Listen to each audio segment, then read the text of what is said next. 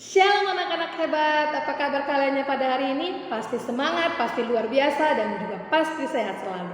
Oke, nah hari ini kita akan masuk kembali dalam pembelajaran kita yang baru, bab yang kedua. Sebelum kita mulai, kita berdoa dulu, semua lipat tangan, tutup mata, kita berdoa. Tuhan Yesus, terima kasih kalau di pagi hari ini kami datang ke hadapan-Mu dengan segala ucapan syukur kami. Terima kasih Tuhan kalau Tuhan sudah memimpin kami dalam perjalanan hidup kami. Saat ini Tuhan kami memohon berkat Tuhan agar kami boleh siap untuk belajar. Kiranya Tuhan yang memberikan kami roh kecerdasan, kepintaran, semangat di dalam belajar dan juga konsentrasi Tuhan di dalam belajar Bapa. Berkati guru kami yang memberikan materi pembelajaran lewat video ini. Kiranya juga Tuhan berkat Tuhan melimpah dalam hidup mereka. Terima kasih Tuhan Yesus, kami serahkan waktu pembelajaran ke dalam tangan-Mu. Tutup bungkus kami dengan kuasa darah-Mu yang kudus. Haleluya, amin. Nah, hari ini kita lanjutkan dalam bab yang kedua. Judulnya adalah ibadah dalam perjanjian baru. Ibadah dalam perjanjian baru. Buka buku paketnya halaman 10. Uraian materinya ya. Kita mulai saja, kalian perhatikan buku paketnya. Pernahkah kalian mendengar nama Anne Frank? Anne Frank menulis sebuah buku yang diangkat dari kisah nyata dengan judul Anne Frank, The Diary of a Young Girl. Buku berjenis non-fiksi ini berkisah tentang cerita nyata si penulis dengan latar belakang Perang Dunia Kedua. Dalam catatan harian itu, Anne Frank memuat kisah dukanya saat bersembunyi dari kejaran Nazi ketika ia berusia 13 tahun. Buku ini menjadi peringatan tentang betapa kejamnya perang, keberanian manusia, cita-cita dan harapan sekaligus kesaksian atas betapa dahsyatnya semangat hidup manusia. Nah, terus kita baca lagi. Cerita non-fiksi menolong seseorang untuk mengerti dan mengingat apa yang terjadi di masa lampau atau masa kini. Informasi yang terdapat dalam cerita non-fiksi bertujuan untuk memberitahu informasi pengalaman dan kebenaran. Orang-orang Kristen zaman sekarang juga memiliki cerita non-fiksi tentang Allah dan iman orang-orang percaya di masa lampau. Mereka menulisnya di sebuah buku yang disebut Alkitab, ya. Alkitab adalah firman Allah yang ditulis oleh manusia dengan bimbingan Roh Kudus. Alkitab terdiri dari dua perjanjian, yaitu perjanjian lama dan perjanjian baru. Di dalam perjanjian baru terdapat banyak kisah, termasuk cerita Yesus dan cara ia beribadah kepada Allah. Perjanjian baru juga mencatat kisah hidup jemaat perdana berkumpul dan berdoa untuk beribadah kepada Allah. Ya, kalian boleh garis bawahi. Nah, kita akan bahas bagian A. Yesus dan ibadah di sinagoge. Ibadah bersama di perjanjian baru sangat bergantung pada kebiasaan peribadatan Yahudi. Sinagoge adalah nama tempat beribadah orang Yahudi. Kalian boleh garis bawahi ya. Mereka bersekutu atau berkumpul bersama untuk membaca Taurat di dalam sinagoge. Setiap sinagoge dipimpin oleh seorang kepala rumah ibadah. Kepala rumah ibadah ini memimpin kebaktian menjadi penengah dalam suatu perkara dan memperkenalkan pengunjung kepada jemaat, ya.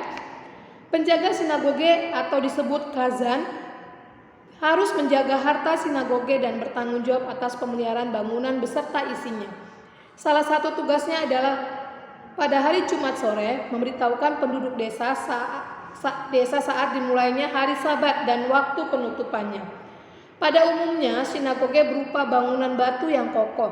Setiap sinagoge mempunyai sebuah lemari tempat menyimpan gulungan kitab, Taurat, dan sebuah podium dengan meja untuk meletakkan kitab suci. Usul-usul dalam kebaktian sinagoge meliputi ada 5, kalian garis bawahi ya. Yang pertama, pembacaan pengakuan iman Yahudi atau Shema. Yang kedua, penutup mengulangi Mazmur. Yang ketiga, pembacaan hukum Taurat atau kitab para nabi.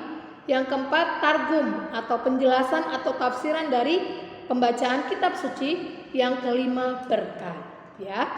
Dalam ibadah sinagoge, pembacaan kitab suci adalah pusat dari ibadah. Kitab-kitab Injil mencatat sinagoge terdapat di Nazaret dalam Matius 13 ayat 54 dan juga Lukas 4 ayat 16. Dan Kapernaum dalam Markus 1 ayat 21 dan juga Yohanes 6 ayat 59. Yesus kerap kali mengunjungi sejumlah sinagoge. Di sana Yesus pernah berdiri untuk membaca gulungan kitab nabi. Yesaya 61 ayat 1 sampai 2 dan mengajar banyak orang seperti yang tercatat dalam Lukas 4 ayat 16 sampai 17. Yesus tidak menolak ibadah tradisional, tetapi ia melawan hukum-hukum itu hanya diikuti secara formalitas saja, yang hanya memuliakan Allah lewat bibir, namun hati mereka jauh daripada Allah. Dalam ajarannya, ia selalu menekankan bahwa kasih Allah adalah ibadah yang sesungguhnya. Ia meletakkan hukum kasih di atas kebiasaan sabat dan kurban. Jadi walaupun orang melakukan ibadah pada saat itu korban, lembunya gemuk, tambun, berlemak gitu, tapi Tuhan Yesus melihat, Tuhan Allah melihat hati mereka sebenarnya jauh daripada Allah. Tuhan Yesus tidak benci dengan ibadahnya, tapi Tuhan Yesus benci terhadap orang yang melakukan ibadah dengan pura-pura hatinya jauh dari Allah, ya. Dengan demikian ibadah yang sebenarnya adalah suatu pelayanan kepada Allah, tidak hanya dalam arti ibadah di bait suci, tetapi juga dalam pelayanan kepada sesama dan hidup setiap hari. Nah, yang bagian B kita akan bahas ibadah gereja perdana atau gereja mula-mula. Ingatkah kalian apakah peristiwa yang terjadi setelah Yesus terangkat ke surga? Ketika tiba hari Pentakosta, pengikut Yesus mendapat sebuah misi untuk bersaksi kepada Yesus tentang Yesus dan pengajarannya. Ingat ya hari Pentakosta ya. Meskipun Yesus tidak hadir secara fisik, mereka memiliki Roh Kudus sebagai penghibur atau penolong untuk melanjutkan dan menerapkan karya keselamatan Kristus. Jadi setelah Tuhan Yesus naik ke atas surga, Tuhan memberikan apa? Roh Kudus. Roh Kudus itu untuk apa? Sebagai penghibur atau penolong dan melanjutkan dan menerapkan karya keselamatan Kristus dalam dunia ini, ya. Kisah gereja perdana diceritakan dalam kitab Kisah Para Rasul, kitab kelima dalam Perjanjian Baru. Dalam Kisah Para Rasul diceritakan bagaimana Roh Kudus mengubahkan Rasul Petrus, seorang pelayan dari Galilea, menjadi seorang kepala pekabaran Injil.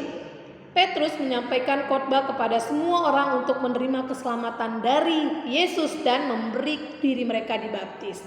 Ya, ingat ya, bagaimana cerita tentang Petrus bertobat, akhirnya banyak orang yang memberi diri untuk dibaptis dan percaya kepada Tuhan Yesus, ya. Pada situ Petrus berkhotbah tentang Tuhan Yesus adalah juru selamat. Banyak orang yang percaya dan memberi diri mereka dibaptis. Akhirnya 3.000 orang memberi diri dibaptis. Mereka inilah jemaat yang pertama, kesekumpulan orang-orang percaya kepada Yesus merupakan Tuhan, Guru dan Juru Selamat. Jadi ada 3.000 orang yang percaya dengan perkataan atau pemberitaan Injil oleh Rasul Petrus. Saat Yesus masih di dunia, dia dan murid-muridnya selalu berkumpul di hari pertama setiap minggunya dan datang ke ibadah-ibadah di sinagoge secara teratur. Tetapi setelah kebangkitan Yesus, murid-murid tidak lagi beribadah di sinagoge. Hal ini mendorong murid-murid untuk mengadakan pertemuan mingguan untuk mengingat semua perbuatan Yesus. Itulah yang kemudian dikenal dengan kebiasaan gereja perdana, ya, atau gereja mula-mula. Mereka mengadakan pertemuan di rumah-rumah. Mereka bertekun dan mendengarkan pengajaran firman yang dibawakan para rasul. Mereka berkumpul untuk berdoa, bersatu dan menjadi ikatan persaudaraan yang erat. Segala kepunyaan mereka adalah kepunyaan bersama. Mereka berkumpul tiap-tiap hari dalam bait Allah, memecah-mecahkan roti, bersama-sama bergembira dan dengan tulus hati memuji Allah. Mereka disukai oleh semua orang sehingga setiap hari makin bertambah jumlahnya. Kenapa? Di situ ada persekutuan yang indah, ya, persaudaraan. Jadi apa yang menjadi milik mereka menjadi milik bersama. Mereka dapat nikmati bersama-sama, ya. Jika ada yang kekhususan, mereka akan saling tolong-menolong. Ibadah gereja perdana berlangsung pada hari Tuhan atau hari Minggu, seperti tercatat dalam Kisah Para Rasul 20 ayat 7. Hari Minggu disebut sebagai hari Tuhan karena mereka memperingati karya kehidupan Yesus di bumi secara utuh. Mulai dari kelahirannya, khotbahnya, kematiannya, dan kebangkitannya. Hari Tuhan atau hari Minggu adalah hari pertama dalam satu minggu atau hari ke depan setelah hari Sabat. Sabtu yang artinya bagi orang Ibrani adalah hari yang ketujuh, hari Sabtu hari yang ketujuh, ya. Oleh karena itulah umat Kristen beribadah pada hari Minggu. Inilah awalnya kenapa kita orang Kristen beribadah pada hari Minggu. Diawali dari Pada saat itu jemaat mula-mula atau jemaat perdana ya. Di dalam acara mereka beribadah terdapat 6 unsur ibadah yang memang sejak zaman perjanjian lama sudah ada. Tujuan ibadah adalah, catat ya atau garis bawahi, pada Tuhan Yesus, kemudian ada pujian, doa, firman, serta membawa persembahan. Inilah adalah tujuan ibadah.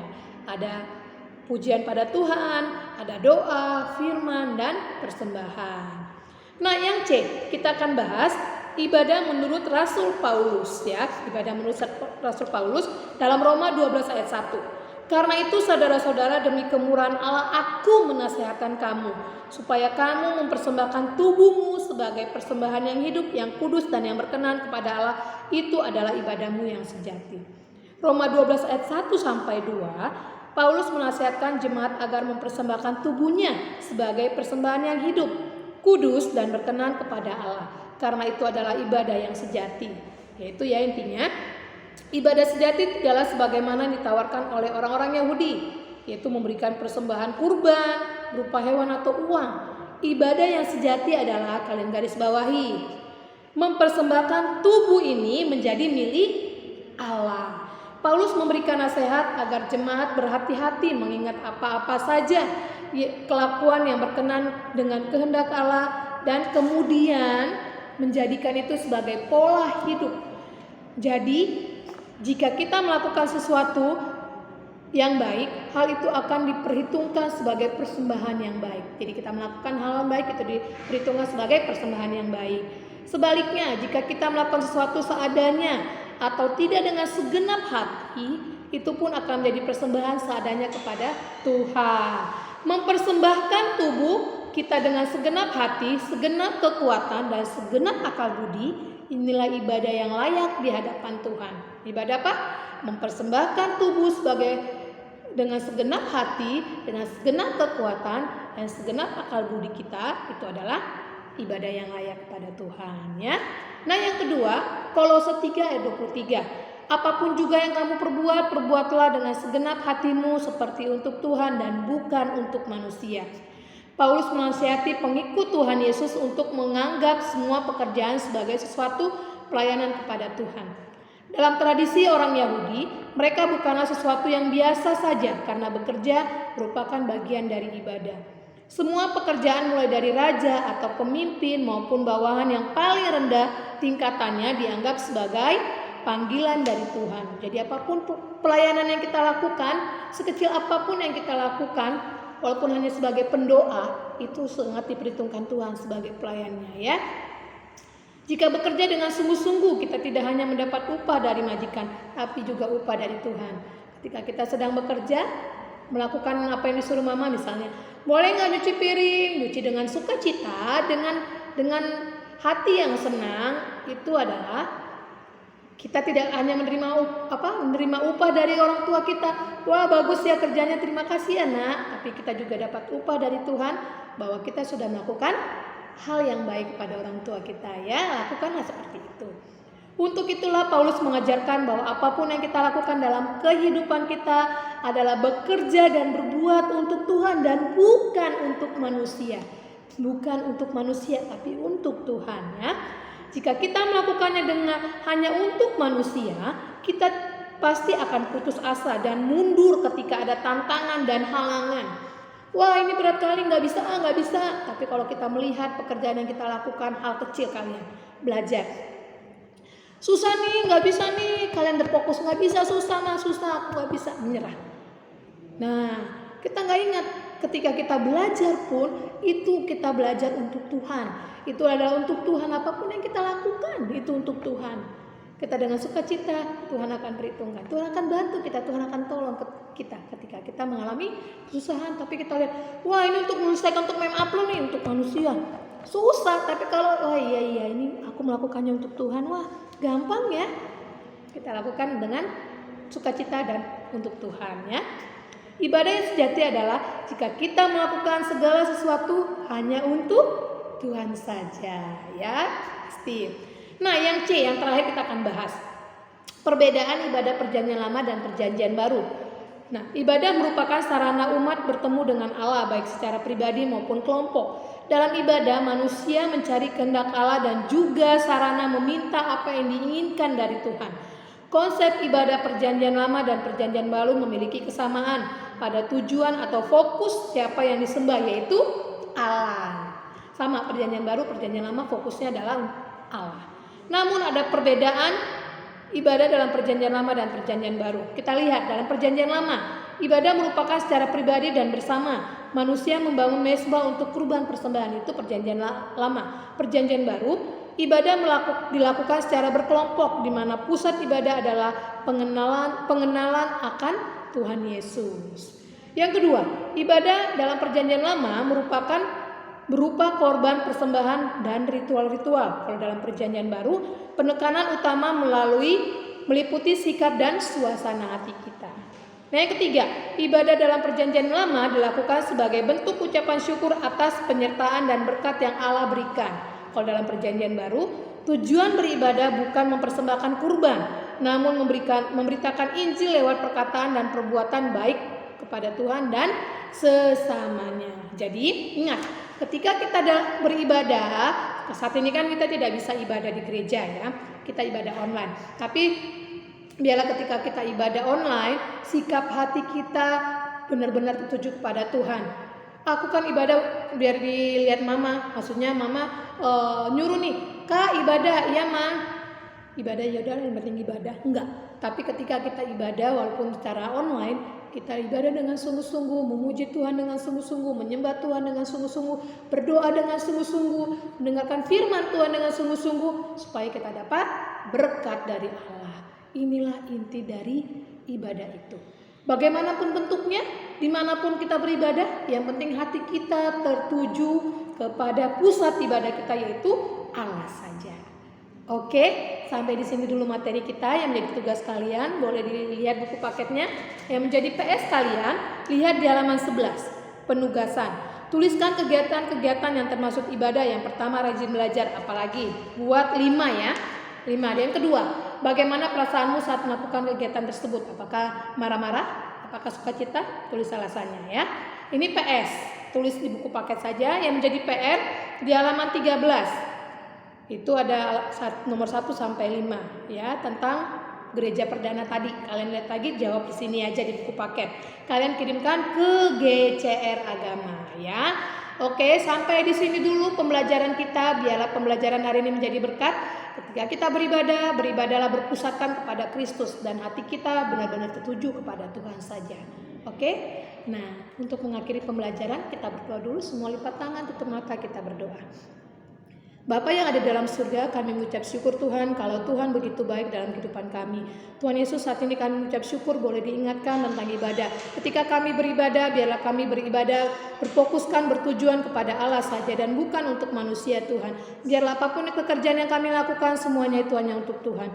Terima kasih Tuhan, ajar kami untuk selalu taat kepada Tuhan, ajar kami untuk selalu dengar-dengaran akan Tuhan, dan ajar kami Tuhan untuk selalu menjadi apapun yang Tuhan mau dalam kehidupan kami ya Bapa. Tuhan Yesus, berkati anak-anak-Mu yang mengikuti setiap pembelajaran, berikan kecerdasan, kepintaran, agar Tuhan yang selalu campur tangan dalam kehidupan mereka. Berkati juga orang tua mereka yang bekerja maupun mendampingi mereka belajar, berikan sukacita dan berkat daripada Allah. Terima kasih Tuhan Yesus, kami serahkan hidup kami ke dalam tangan-Mu, tutup bungkus kami dengan kuasa darah-Mu yang kudus. Haleluya, amin. Oke, terima kasih, semangat belajar, terus semangat dalam belajar dan tetap sehat selalu. Terima kasih, Tuhan Yesus memberkati. Bye-bye.